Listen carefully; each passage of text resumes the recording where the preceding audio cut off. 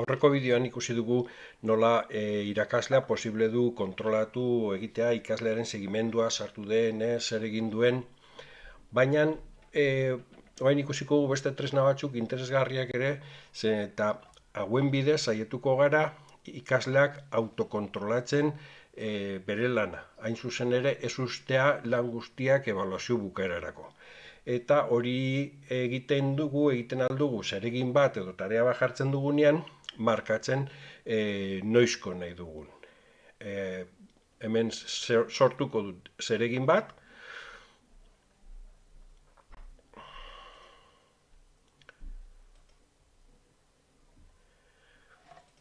diot izena,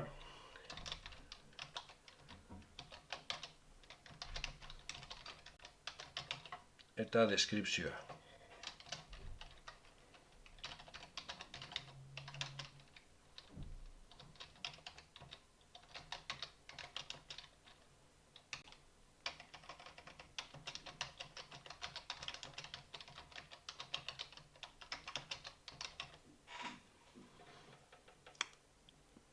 Eta eskuragarritasuna atalean, daukagu aukera esateko noiz hasi behar da, noiz egon behar du aktibo tarea hori, noizko, eta noizko berez erreferentzia bat da, itxiera data aktibatzen badut, data horretatik aurrera ja ezingo du entregatu, eta noizko zuzendu behar da. Hau desaktibatuko dut, zuzenketa, eta baita ere, hau, ez dut, hemen aukera dago, esateko fetxa horretatik aurrera ja ez dizut onartuko, posible da esatea, fetxa horretatik onartuko dizut, baino jakingo dut berandu entregatu duzula, edo eta nahi zan ezkero penalizazio bat jarriko dut.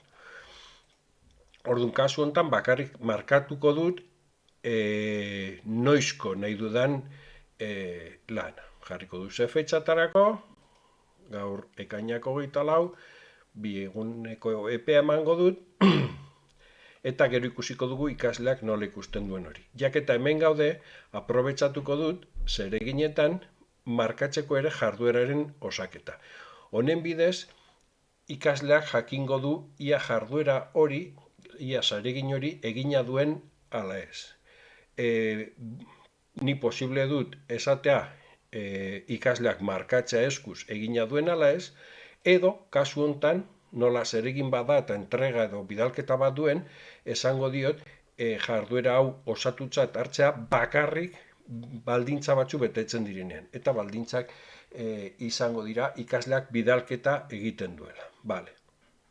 Gordeko dut zeregina, eta hoen ikusiko dugu ikasleak nola ikusiko duen zeregin hori noiz egin behar duen. Alde batetik, hemen daukagu egutegia eta egutegian agertuko zaizkio tarea guztiak noizko diren, eta hemen 26rako agertzen da atmosferaren laburpena, beraz egutegian agertzen zaio noizko den, eta beste hori hau egiten da egutegia blokea jarrita ikastaroan. Eta beste bloke honen bidez, datozen ekitaldiak izeneko blokearen bidez, ikasleak ikusten du urrengo egunetan ze lanak dauden egiteko.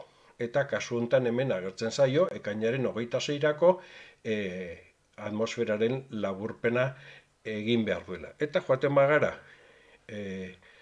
zeregina dagon tokira,